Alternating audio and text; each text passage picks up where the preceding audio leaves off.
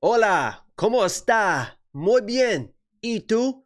Me llamo Jacob, aka the Freckle Salamander. Tengo el gato, los pantalones. Welcome to We Want Picks and the quick pick video for Noche UFC this Saturday. I cannot wait. We are going to be streaming. We are going to have a lot of fun on this card. I'm going to tell you exactly how it's going to play out. But before I do, make sure you go to WeWantPicks.com. Consider becoming a premium member today. It's only $10 a month, and I promise you, if you sign up, you check it out and see everything that you get with the value of that $10, you're going to keep signing up month after month. We are killing it lately. Last week was another positive week for me. I've been up, I think, 6 or 7 of the last 8. I think it's been 7 of the last 8 weeks. The one week I was down, I was only down a half a unit, $50. No problem. Lock of the week hit again. We are on a fucking roll, and we're going to keep moving here. Noche UFC. Let's get right into it, baby. First up, we have Josefine versus Marnic. And listen, if you guys want to put, what is it, minus 400 money on Josefine, a girl who technically isn't great, can get out wrestled, is a decision fighter. She's a finish girl. She is new to the UFC. If you want to lay that type of money on a girl like that, God bless you for it and good luck. It is not the play for me because I think that Mann can come in and have some real success in this fight. I know Josephine's probably the better fighter. She is tenacious. She is tough. She is a decent grappler, especially when she gets on top. But if she's not on top, she is on the bottom. And Mann, when she gets on top of girls, is a pretty good controlling grappler. On the feet, she's a liability. She is also tough. You'll see her backing up. You'll see her, it looks like she hasn't really hit a heavy bag or mitts really in her entire life. But if she gets a hold of you, if you go to the ground and she's on top, it could be a real problem in this fight. So if you guys want to play Josefine, like, good luck, I guess. I mean, she should technically win this fight. She is the better fighter, and she should be able to do enough on the ground if she gets there to kind of survive, go to the next round. But this is probably a close fight. I could see Mann coming in, squeaking out a round, maybe even a second round, and without the finishing ability from Josefine, now she just lost the fight. So I would say be careful. Stay away from this. In my mind, this should be like Josefine minus 150, minus 175. The odds are insane. The value is in Marnic to be like the plus 3.5, something of that sort. Neither one of these girls is probably going to finish the other, but I just got real bright. But I am going to pick Josefine here. But it's like, I mean, it is very, very slight. Be careful here. I'm not going to spend a ton of time on it. Let's move on to the next one. Charlie versus Alex Reyes. This is another one. I get it. Charlie is going to be my pick. He should win this fight. He's a good striker. He's got some nice power in his hands. When he lays a straight, he can knock people out. And Alex Reyes is coming off a 6-year layoff. But let's remember, before that layoff and before he got knocked out by Mike Perry with that knee, he was having some real success. He was a pretty good striker with some wrestling as well.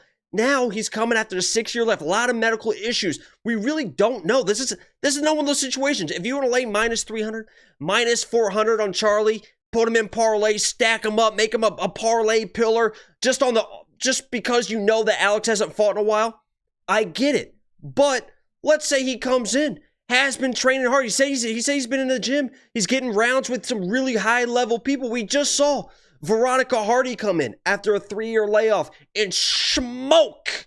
What's her name? Juliana Miller. Just smoked Juliana Miller. Now, Charlie Campbell is much better than Juliana Miller. He should be able to hold his own. Even the old Alex Reyes, if this wasn't the layoff, he kept fighting. Charlie should be able to still hold his own versus the old Alex. But weirder things have happened than this guy coming in after a 6-year layoff. Let's say he's been training hard for 2 years. Charlie, we've seen him get knocked out before. Obviously, he was smoking Duncan in that fight, and then he got finished. But he did get finished. Crazier things have happened. In my mind, again, Charlie should be, minus 250, minus 200, something like that because of the layoff. But it's not like Alex was a bum before the layoff. So I would say, again, be careful with it. I get it. Well, let's be a little bit careful. Let's pump the brakes a little bit. Let's move on to the next one. Tracy Cortez versus Jasmine. And this one should be very interesting. Probably a decision fight. Probably a back and forth wrestling affair. And I know a lot of people, and the odds are reflecting that as well. The odds are starting to flip towards Jasmine. Jasmine is now the favorite. I don't know what they open up at, but Jasmine is now the favorite in this fight. And I feel like it's a little bit of recency bias. Listen, we were all over, as a channel, me and Angel, we were all over Jasmine, right? Against Miranda Maverick. We said she can outdog and out-wrestle Miranda Maverick. That's exactly what she did. She outdogged Miranda. Miranda, when she gets on her back, is, I don't want to say a fish out of water, but she just doesn't know what to do. She just sits there and is just like, Tracy Cortez ain't that kind of woman. You know what I mean? Melissa Gatto, yeah, she got some takedowns, but those were like weird, like, grab you, jiu-jitsu, trip type takedowns. And guess what happened, right? She got her takedowns. She got on the back. Melissa Gatto is very high-level jiu-jitsu. On the back of Tracy Cortez. Every single time Tracy Cortez got taken down, who ended up on top?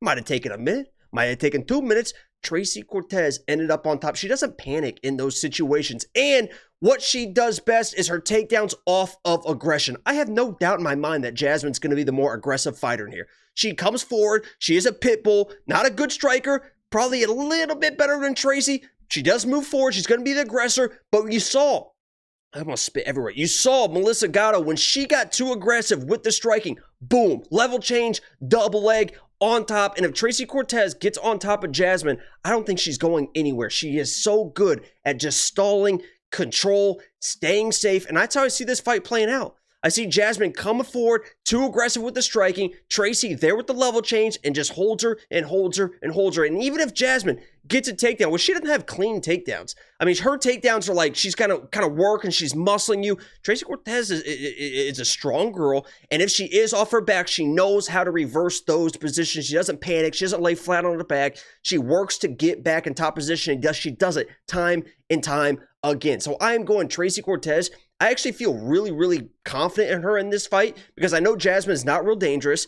The striking is kind of a wash, and the aggression of Jasmine is going to be her downfall. Tracy will be there with the level changes, and when Tracy gets on top, she's going to have much more control than when Jasmine gets on top. So Tracy Cortez is the pick. Tracy, you haven't responded to my DMs lately. I still have been reaching out. Edgar versus Daniel, and this one should be fucking insane. Daniel Lacerda, I don't care if he loses this fight. This is one of those guys that should have a lifetime contract for the UFC. He should be on every single pay-per-view. I don't care if he goes 0-17. He is a lot of fun, and he is fucking dangerous. And he is going to be dangerous in this fight. How CJ Vergara survived that last fight, I have no idea. I'm going Daniel Lacerda here because I believe that Edgar will get in those firefights with him. He will get hurt, and we've seen Edgar make very poor decisions, right? Against Tatsuro, he lost that fight. Guillotine on his back, bad decision. Second round, guillotine on his back, bad decision. Third round, guillotine. Almost got it a little bit. I mean, if he had like 20 more seconds, he might have gotten it. But just to chase that time and time again, I think Lacerda comes in like he does, shoot a box guy, gets in his face, gets him to panic. And if he takes a bad shot here, if he tries to, wrestle to kind of save himself or grapple, Lacerda is a very high level guy as well. So this is, I don't want to say a little bit of a flyer. I understand that Lacerda is pretty first round or bust. If you're going to play him, you might as well get specific with it, right? Because I don't know if he's ever won a fight out of the first round, but I think he can come in. He's the more dangerous fighter. Edgar is good. Edgar is tough, but I just think that Lacerda can get him in a situation where he's going to make those mistakes, and Lacerda is finally going to get his first UFC win. So I am going Daniel Lacerda in this matchup. Let's move on to the next. Roman Kopylov versus Josh Fremd. Josh Fremd, not very good. I mean, I've watched him time and time again, and it is just like, this guy is not very good, and he is not on the level of Roman Kopylov. I fully expect Kopylov to absolutely destroy this guy on the feet, and his takedowns are not great. I mean, his level changes aren't great. His power isn't great. He gets hit. His cardio wasn't even holding up versus Jamie Pick. If he misses a couple takedown attempts, he's going to start fading. I mean, Josh Fremd, in my mind, and this is probably going to jinx it, but Roman Kopylov should be like a minus 400 favorite. I don't know what he is right now. I think he's like around a minus 300, something like that. Like a minus 400 favorite. I know a lot of people are going to be like, oh, what if he just holds him against the cage? What if he gets him to the ground? Even if he does that in the first round, I trust Kopylov to turn that fight around in the second round, come out more aggressive, get in his face, get him off the cage. I feel like I can trust Kopylov much more as the fight progresses more than Fremd. So yeah, Fremd might have some success early in the fight, just kind of holding him and holding him and holding him. But Kopylov's a big, strong dude. He's going to be able to circle out, and on the feet, Kopylov has a major, major advantage on Josh Fremd. So I am going Kopylov here. I do have money on Kopylov. I think he can or should be a parlay piece, especially with the value here. I think it's finally moved to like minus 300. But, I mean, he should smoke him. I mean, he should smoke Josh Fremd. I just don't think Josh Fremd is quite on that UFC level. But he can prove me wrong. We'll find out. Let's move on to the Lupita Godinez versus Elise Reed. And if you guys know me, I've had my issues with Lupita Godinez. I came in with one of her fights and I said, oh my God, she is a future UFC champion of the world because of her wrestling. Her wrestling is so good. Her sister was like an Olympic champion or something, or a Canadian champion, something like that in wrestling. She is such a good wrestler. And Elise Reed can't wrestle for fucking shit. She hits hard. She is a tough girl. She's very confident. She's cocky. She's going to be like the, all in the first round. But after you get out of the first round and you get her flat on her back, she will fade, she will quit, and she can get finished. The issue is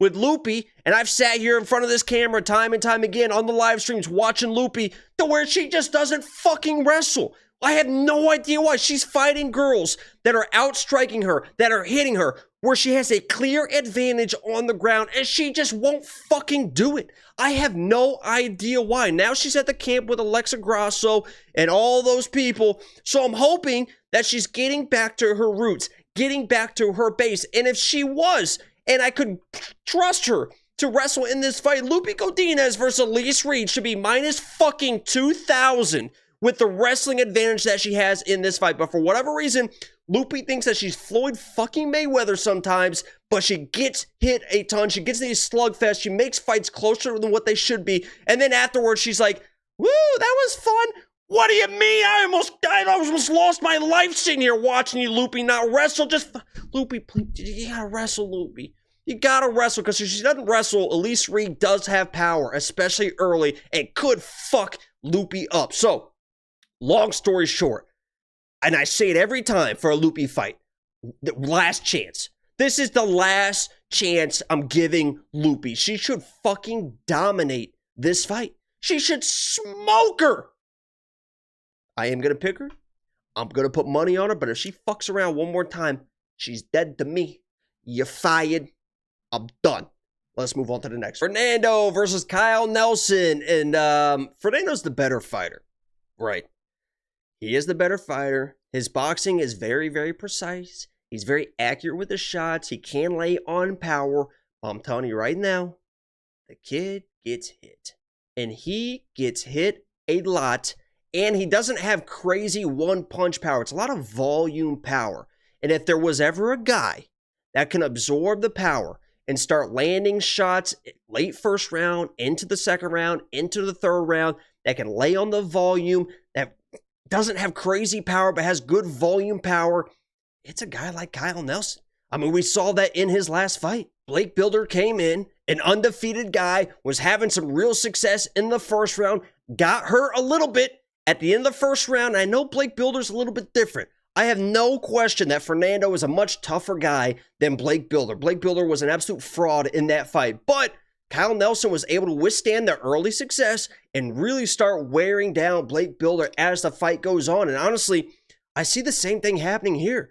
Fernando gets hit way too much. Way too much. And if he's able to absorb those shots and land a nice sparking shot to kind of hurt Kyle, follows up with the precision shots, because he's very, very precise with the striking, I get it. It is what it is. I haven't bet on Kyle Nelson, but Kyle Nelson is that perfect guy to absorb, because Fernando is not super powerful. He is very accurate, and then lay on the pressure, lay on the pace of a young kid like Fernando and steal this fight. So my official pick for this fight is going to be Kyle Nelson, on the hopes that he can absorb the early success and land some good shots. I get it. Fernando is a good boxer. He's very, very precise with his boxing, but I'm telling you right now, when you watch him fight, he just stands in front of people and he gets lit up. And as you progress in the UFC, that stuff does not work. You can do it on the regional scene. You can absorb shots when you're young, but the second you keep getting hit, bad things happen. And I feel like bad things are going to happen in this fight. He might have some real success, get clipped a little bit, get worn down, couldn't finish Kyle, and then Kyle kind of takes over in the second and the third round. I am going Kyle Nelson on this fight for the upset. I think that made sense. Let's move on to the next one. Daniel versus Christos. And I like Daniel, man. He is going to be my pick for this fight. He is a very well-balanced guy. Really good boxer. A little bit more defensively sound than Fernando. They're kind of a similar as far as style of boxing, but Daniel's a little bit more footwork, a little bit more in and out, where Fernando just kind of walk you down, stalk you, stand right in front of you. And against against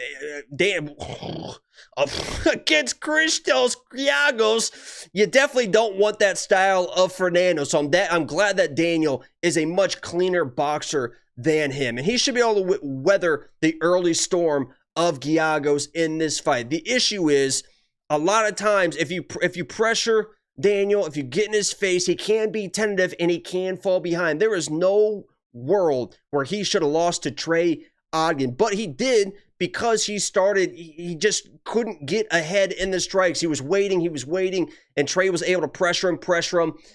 I don't think Christos is that type of guy. Christos is more of a load up, one shot, and that should really be a good matchup for a guy like Daniel, who can sit back, who can counter strike, lay on power when he needs to. The overswing of Christos should be a good situation for Daniel. Any sort of takedown attempts, I believe that he is going to be good enough to withstand, and he should be able to piece up early and maybe find a second round finish, would be on my prediction for Christos Giagos. I like Daniel Zellhuber. Zellhuber? Daniel Zellhuber? That's what you're from Indiana. Eat that Daniel Zellhuber. I do like him in this matchup. I think I put a money line on him as well. Go to WeWantPicks.com, become a premium member today to see what the kind of bets are. He is going to be my pick. I like his striking in this. He's a little bit more defensively sound. Let's move on to the next one. Raul Rosas Jr. versus Terrence Mitchell. And Raul should win this fight. Should be pretty cut and dry. They both kind of want to wrestle, right? Terrence is a grappler as well. Raul should be the better wrestler here. Should be the better grappler here. Luckily for him, Terrence is also kind of a first round or bust guy, because we saw Raul come in his last fight. I know he lost that fight, but he was dominating that first round. Couldn't find the finish. Then against an experienced, conditioned, cardioed wrestler, he got behind. Then he started getting controlled in the second and third rounds, lost that fight. But against a guy like Terrence Mitchell's a little bit crazy, a little bit wild, makes mistakes all the time in the wrestling, and Raul should be there for those type of submissions. I don't know why I'm cadencing it like that, but this should be pretty cut and dry. They know what they're doing, giving him Terrence Mitchell for this card. Featured fight on Noche UFC. It should be a big moment, a good bounce back for the kid. Probably a first round submission, unless he gets him in a body triangle and just starts teeing off once the TKO, whatever it is. But this was put together for a reason. You're going to see the 14-3. You're going to see all the first round finishes. I don't think he's going to finish a guy like Raul. Raul should be able to get the takedowns, the control, the scrambles, get on his back, get the submission. Should be easy, but he is a young kid. Kids make mistakes sometimes, but I think he learned his lesson in his last fight. He should be dialed in. Let's move on to the co-main event. Kevin Holland versus Jack Della Maddalena. And again, here comes some more recency bias. And I knew this was going to happen. I was sitting there watching that last fight with JDM versus what's-his-name, the wrestler. And I was like, after that fight was over, and JDM, he won that fight, I said, I cannot wait for JDM's next fight, because we are going to get insane value. And that's exactly what happened. Starting to get a little bit wider now, but JDM is such a good boxer, such a good striker. He is the better striker in this matchup. It's just the way it is. He is the better boxer. He is the better striker. And let me just say, I love Kevin Holland. I love him outside the octagon. I love him in the octagon. All his fights are always fun, but that's what he does. He is there to have fun, to collect checks. He's not there to chase titles anymore. And Jack Della Maddalena is a little bit different in his mindset. He wants to win fights. And in that last fight, I know people be like, oh my God, he looked terrible. He looked terrible. He didn't look terrible. That guy is a very, very good wrestler, and he got out-wrestled at times. He made some bad decisions, but on the feet, he was lighting the fuck out of that dude. He was lighting that dude up, in my mind, in this fight. So the other thing is, like, Kevin Holland's going to just, Kevin Holland, if he uses wrestling. Kevin Holland doesn't really have offensive wrestling. What do you mean? Just because Jack Della Maddalena was taken down by a very high-level wrestler doesn't mean Kevin fucking Holland is going to come in and start blasting double legs and taking down Jack Della. And on the feet, Jack Della is going to be there with the counter shots. I understand Kevin Holland's long. I understand he's got power. I understand he's got these weird submissions. He's long on the ground. It feels to me like this is just a Hail Mary situation for Kevin Holland. It's going to be a Hail Mary power shot, or it's going to be a Hail Mary submission for whatever reason. If Jack Della like wrestles, or maybe there's a weird scramble or something like that, Jack Della Maddalena is the better striker. This should be a mostly striking matchup. And Jack Della Maddalena is like one of the best strikers in the division. He is probably going to fuck up Kevin Holland. I respect Kevin Holland's toughness. I respect his chin, but at some point that chin gives out. And I don't know if it's going to be Jack Della Maddalena that does it, but he should be able to control all 3 rounds of this fight on the feet. He is so good with his boxing. People are going to say, too, Kevin Holland was landing some nice shots on Wonder Boy, and he cracked Wonder Boy, and he was putting shots on Wonder Boy. First of all, Wonder Boy was also fucking up Kevin Holland. Oh, my God, but he had a broken hand. The difference is with Stephen Thompson and Jack Della Maddalena is Stephen Thompson with his karate stance is back and forth. He's in, he's out. He's in, he's out. With Kevin Holland's length, that works out really, really well, because if you're out and you're not far enough out, Kevin Holland with his length straight down the pipe, because Stephen Thompson's on the center line. He's on the center line, but he's bouncing in and out off the center line. So that length can be there at times. Jack Della Maddalena isn't in and out. He's boom. He's boom. He is high level. He is boxing. He is moving his head. So the length means nothing when you're going side to side. You're just going to miss even bigger, and Jack is going to be there with the counters and beat this guy up. I love Kevin Holland, but this, in my mind, is a great matchup for Jack Della. Obviously, Kevin could snipe him. Maybe he does, but I think Jack Della Maddalena can absolutely dominate this fight. And in my mind, if Jack didn't come off that weird fight versus the wrestler where he almost put the guy out like 6 or 7 times anyway, I think Jack would have been minus 200 versus Kevin Holland. So I think we're getting crazy value here. I put my money on Jack, put him in a parlay, and I might even do a little bit more on the live stream. So make sure you tune in to the live stream. Might fucking load up on Jackie D, but he is going to be my pick. Let's move on to the main event. Alexa Grasso versus Valentina Shevchenko, and I'm telling you right now, you're going to hear all week, just wrestle. If Valentina just wrestles, if she just wrestles, she's going to just win this fight. All she's got to do is wrestle. It's going to be easy. Let me say one thing very, very clear.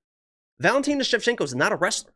She is a striker. She's Muay Thai. She's kickboxing. She's got good judo.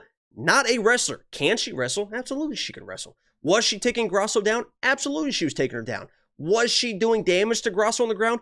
Absolutely fucking not. She was not doing any damage. Why was she not doing damage? Because Grasso does not accept position. She was making Chevy work in every single instance. And you saw that start to add up against Chevy as the fight went on. Even the commentators were talking about it. You look at the takedown attempts that she had in the 4th round of that fight. They were desperate. They were bad. Even if Grasso doesn't get that submission win, she was going to win that 4th round. It was going to be 2-2 going into the 5th round, and I believe that Alexa Grasso was going to win that 5th round with her striking, defend the takedowns. So this whole thing of like all she has to do is get the takedowns, that's much harder than people think it is. Grasso knows what she's doing in the grappling. There's this weird thing that people think that Grasso, just because she was taken down a few times in that fight, doesn't know how to defend takedowns, doesn't know how to scramble back to her feet. She was almost in a crucifix position in the 2nd round, got back to her feet, and immediately just started lighting Grasso up. The reason why Chevy was even wrestling in the first place was because she was getting lit up on the feet. She had to go to plan B. In my mind, if you're Alexa Grasso, she won the first round of that fight. It's not my opinion. It was all my opinion. All 3 judges scored it for Alexa Grasso. She won the first round of that fight, lost the next 2. I believe that she was going to win the 4th round. In my opinion, Alexa Grasso, her game plan is, if I'm her coach, if I'm setting the game plan for Alexa Grasso, I know that Chevy's going to come in. She's going to want to wrestle. She's going to want control. She's going to want to control this fight, not in the striking, but in the wrestling. If I'm Alexa Grasso, I offensive wrestle. I get in her face. Alexa Grasso had a takedown at the end of the 1st round. She's threatened another takedown at the end of the 4th round. Good entries. Had Shevchenko against the fence. Even if you were just holding Shevchenko against the fence for the first 3 or 4 minutes of this fight, let's wear her down. Because when you're not a wrestler and you're forced to wrestle, how many times have we seen that time and time again? You get tired. The reason Chevy was getting tired in that fight was because she was wrestling and she's not a wrestler. Grasso was making her work when she was in top position. If I'm Grasso in this fight, okay, you want to wrestle? Let's fucking wrestle then. And I would be shooting blast doubles, singles, getting Chevy against the fence and say, you know what? This was your game plan. I'm putting it to you. I'm going to wear you down early. And then in the second round, when the second round starts and you want to wrestle now, your takedowns are going to be shit. I'm going to stuff them. And I'm the better striker. Because Alexa Grasso is the better striker. She proved that she is the better boxer in this matchup. She stifled the striking of Valentina, so much so that Valentina completely abandoned her game plan. There was a quote from her in the beginning of that fight that says, if Alexa Grasso, I can't do her accent, but she said, if Alexa Grasso wants to box, I'll box. I'm confident in my boxing. That lasted about 2 fucking minutes before she started shooting takedowns. So listen, if you guys want to play Chevy, she's the favorite. She was the champion. I get it, I guess. Alexa won that fight. It was not a fluke. She can defend the takedowns, and if Chevy is not getting the takedowns, Alexa Grasso is going to touch her up on the feet. I fully believe this is probably going to go to a decision, and Alexa Grasso is going to win 4 out of the 5 rounds. She might lose the first, maybe get taken down, but she will get the takedown defenses. She will light Valentina up. Valentina will get tired, and Alexa Grasso is going to win this fight. I promise you that. This has been my quick pick video for UFC. For Noche UFC. Make sure you like the video. Subscribe if you are new. Me llamo Jacob. Tengo el gato los pantalones. ¿Cómo está? Muy bien. ¿Dónde está? Estos uno, dos. And I'm out.